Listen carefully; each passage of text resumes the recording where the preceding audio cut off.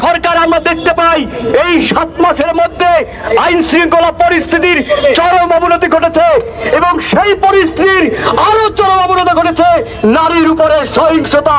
আজকে যে বিশ্ববিদ্যালয় ক্যাম্পাসে দাঁড়িয়ে আমরা এই বিক্ষোভ করছি, মশাল মিছিল করছি, সেই বিশ্ববিদ্যালয়ের ক্যাম্পাসে একজন ছাত্রী আজকে তার পোশাক নিয়ে কটূক্তি করে এই বিশ্ববিদ্যালয়ের একজন কর্মচারী এবং তাকে এক ধরনের হেনস্থা করা হয়েছে এবং সেই হেনস্থার পরে আমরা দেখতে পাই যে হেনস্থা করেছে যে কুলাঙ্গার তাকে যখন পুলিশ গ্রেফতার করে তাকে পরের দিনেই আদালত তাকে ছেড়ে দেয় এবং একটা মব জাস্টিস করে তাকে ছেড়ে দিতে বাধ্য করে।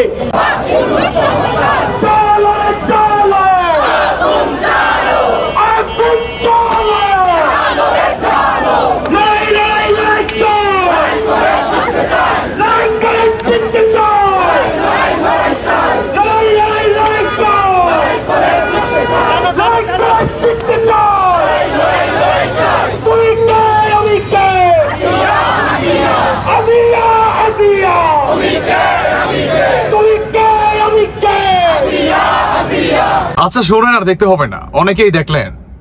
আমি সবার আগে ভিডিওটা দেখাইলাম, তারপরে আপনাদের সামনে কথা বলতেছি। আমাদের বাংলাদেশের বর্তমান সাধারণ জনগণ এবং সাধারণ যে শিক্ষার্থীরা আছে তারা সবাই বর্তমান এই ডক্টর ইউনূসের এবং আপনার আরেকটা গাইবি আইনমন্ত্রী আছে না আসিফ নজরুল, এই দুইটা ব্যক্তির পদত্যাগ চাচ্ছে। কেন চাচ্ছে?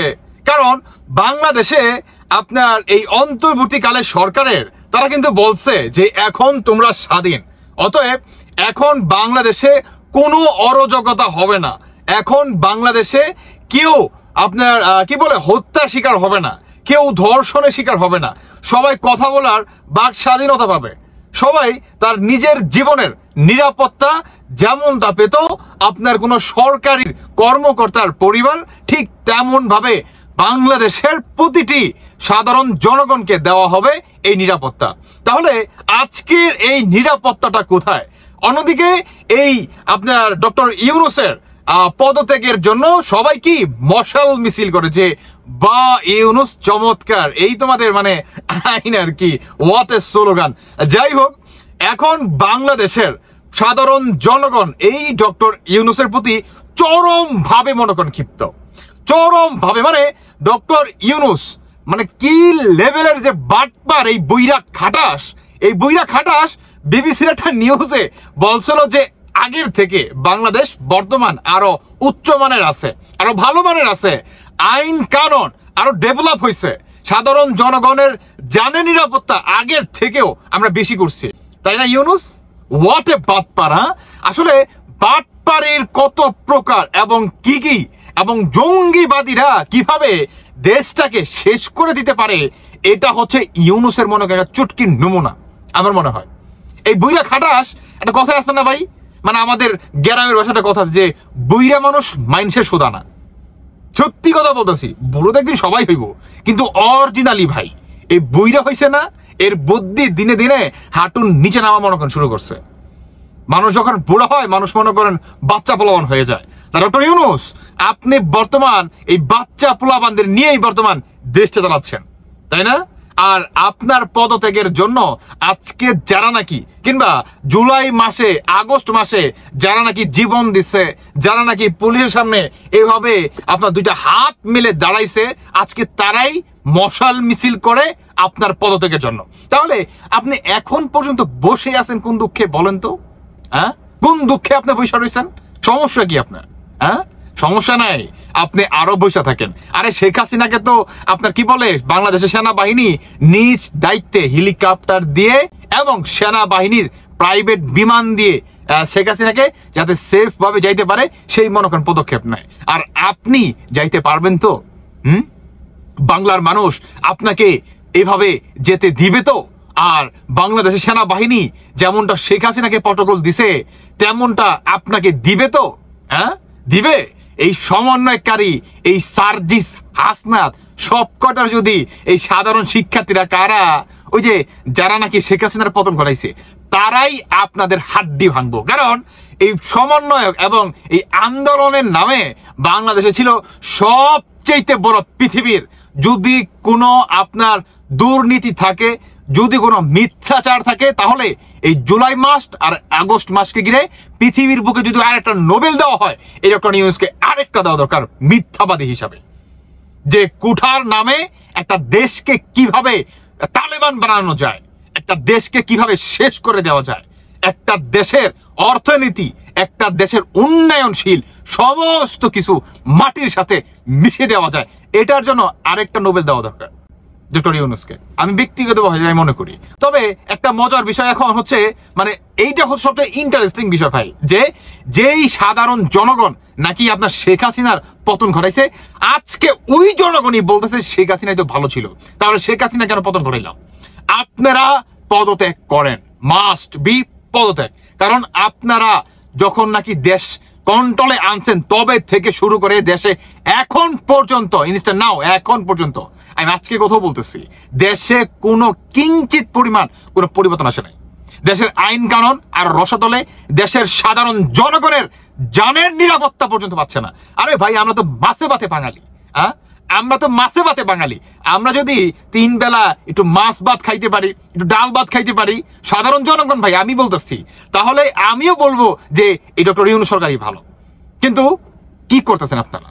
কি করতেছেন আপনারা? নিজেরাই হইতে সবচেয়ে বড় লুটপাট।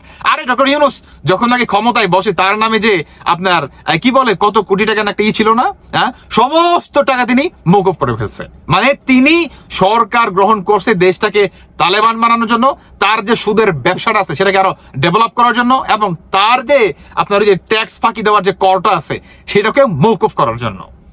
এই ডক্টর ইউনূসের বিচারও এই বাংলার মাটিতেই হবে। আমি এই সাধারণ জনগণের উদ্দেশ্যে একটা কথা বলতে চাই, যে এখন পর্যন্ত যদি দেশটাকে বাঁচাতে চান, এবং আপনার মেয়ে এবং আপনার বউ, আপনার সন্তান যদি এই আসিয়ার মতো কিংবা রাবেয়ার মতো এই মানে ছোট্ট বাচ্চাদের মতো যদি রেপিস্ট না হতে হয়, তাহলে আপনাকে কথা বলতে হবে এই সুদখোর ইউনূসের বিরুদ্ধে, এই স্বৈরাচারের বিরুদ্ধে আপনাকে কথা বলতেই হবে। কারণ বাংলাদেশে যদি বর্তমান কোনো বড় স্বৈরাচার থেকে থাকে, সবচাইতে বড় স্বৈরাচার বর্তমান ট্রেন্ডিং এ আছে এই অন্তর্বর্তীকালীন সরকার। এদের থেকে স্বৈরাচার আর বাংলার মাটিতে একটাও নাই, একটাও নাই। দেখেন একটা সরকার আসলে কতটা বিফল হলে আপনার বাংলাদেশের দ্রব্যমূল্য মনে করেন কন্ট্রোল আনতে পারে না, এবং বাংলাদেশের ভাই জনগণ, হ্যাঁ, একটা দেশের পাওয়ার কি, একটা রাষ্ট্রের পাওয়ার কি, সেই রাষ্ট্রের পিপল, তাই না? তো আজকে রাষ্ট্রের জনগণেরই মনে করেন জানে নিরাপত্তা নেই, তাহলে দেশ কিভাবে থাকবে বলেন? দেশ কিভাবে থাকবে? আজকে সাধারণ মানুষ চিৎকার করে, চিৎকার যে আমি আমার জানের নিরাপত্তা চাই। আজকে প্রতিটি মা বোন চিৎকার করে, এবং ঘর থেকে যখন বের হয় আমার মনে হয় পাওটা এভাবে থর থর করে কাঁপা শুরু করে, যে আমি সুষ্ঠুভাবে আবার পুনরায় বাসায় ফিরতে পারবো তো, হ্যাঁ? এবং তার গার্ডিয়ান তারাও চিন্তা করে যে আমার মেয়ে বা আমার বউ বা আমার বাচ্চা যে বের হলো সহি সালামত আবার পুনরায় বাসায় আসতে পারবে তো। কেন আজকে টেনশন বলেন? কেন আজকে টেনশন? কই শেখ হাসিনার আমল তো এগুলো ছিল না? ছিল? কই বিএনপির আমল তো এগুলো ছিল না? ছিল। তাহলে এই সরকার আসলে কতটুকু ব্যর্থ হলে, কতটুকু মনে করেন বাটপার, দুর্নীতি, টেরোরিস্ট, জঙ্গিবাদী হলে তারা এই ধরনের মনে করেন ঘটনাগুলা ঘটাতে পারে? সাধারণ বিষয় ভাই, আপনি সরকার, আপনি মানে এতটুকু কাজ আপনার দ্বারা হবে না, হ্যাঁ? তাহলে স্টেপ ডাউন করেন আপনি। আজকে যারা নাকি শেখ হাসিনার পতন ঘটাইছে, সবচেয়ে মজার বিষয় আজকে তারাই বলতেছে যে শেখ হাসিনার সরকারই ভালো ছিল, এবং এই ডক্টর ইউনূস আপনি পদত্যাগ করেন, এবং আইনমন্ত্রী তেলবাজ আসিফ নজরুল গাইবি মন্ত্রী আপনাকে অবশ্যই বাংলার মাটিতে ইমন পার দিব না জনগণ, একদম হাড্ডি ভাঙবে। তো শয়তানের বাচ্চা, তোর হাড্ডি ভাঙবে। তুই আইন করে সমস্ত কিছু নিষিদ্ধ করে দিছস, সবচেয়ে বড় টেরোরিস্ট তুই। তোর কারণে বাংলাদেশের যে নাকি মা বড় র্যাপিস্ট হয়, যে নাকি কি বলে এই হয় হয়রানি হয়, পুলিশের কাছে যায় জিডি করতে পারে না, কারণ পুলিশ নেয় না। কারণ পুলিশ নিবে কোথায় থেকে? তুই তো আইন করে নিষেধ করে দিছস, তুই আইন করে নিষেধ করে দিছস। মানে তুই যে বা তোর যে সরকার, তোরা যে কত বড় জঙ্গিবাদী, তোরা প্রমাণ করে দিস বারবার আইন করে নিষিদ্ধ করে, যে আইন করে নিষিদ্ধ করে দিলাম আমাদের এগেনস্টে যাতে কেউ কোনো পদক্ষেপ না নিতে পারে। তাহলে কত বড় স্বৈরাচার আর কত বড় ক্রিমিনাল তোরা।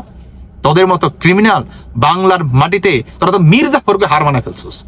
তারা মীর জাফরকে তারা হার মানায় ফেলছস। আমি আমার জীবনে এই বয়সে এসে কোনো মীর জাফর দেখি নাই, শুধু গল্প শুনছি, উপন্যাস শুনছি, কিন্তু আজকে দেখা সৌভাগ্য হলো, এই তদেরকে দেখা সৌভাগ্য হলো আলহামদুলিল্লাহ, যে বলতে পারবো যে 24 আইসা বাংলাদেশে মীর জাফর দেখছিলাম। তবে যাই হোক, আজকে বাংলাদেশের সবচেয়ে মজার বিষয় যে প্রতিটি জনগণ তার নিজ দায়িত্বে কিংবা নিজ সুরে কথা বলতে শুরু করছে, এই সরকারের পতন চাচ্ছে। আলহামদুলিল্লাহ, এর থেকে বড় চাওয়ার কিছু হবে না, সমস্যা নাই। একটু একটু করে মশাল মিছিল, তারপরে পদত্যাগ, একটা সময় বাংলাদেশের প্রতিটি জনগণ ঘর থেকে বের হয়ে আসবে, তাদের বাংলাদেশে হাড্ডি ভাঙা হবে, হাড্ডি। আরে শেখ হাসিনাকে তো ভিআইপি ভাবে আপনার কি বলে সেফ ভাবে, মানে কি বলে অনেকটা আপনার সন্তানকে যেমন বাপমা কুলি করে আরেক জায়গায় নিয়ে যায়, শেখ হাসিনাকে তেমন এমন ভাবে রাইখা গেছে, হ্যাঁ এমন ভাবে রাইখা আসছে। আর তোদেরকে বাংলার মাটিতেই হাড্ডি ভাঙা হবে। বাংলাদেশের কোনো এয়ারলাইন্স চলবে না, এয়ারলাইন্স চলবে না যেদিনকে বাংলাদেশের প্রতিটি জনগণ মাঠে নামবে। তোরা পালাবি কিভাবে? বাংলার প্রতিটি মানুষ, কইলাম না, একটা একটা করে মাথার চুল তোদের ছিঁড়ে নিব। মাথায় রাখিস, শুধু সময়ের অপেক্ষা মাত্র, দেখতে পারবি। যাই হোক দর্শক বন্ধুরা, বাকিটা আপনাদের ব্যক্তিগত মতামত অবশ্যই জানিয়ে যাবেন। ধন্যবাদ সবাইকে। আল্লাহ হাফেজ, আসসালামু আলাইকুম।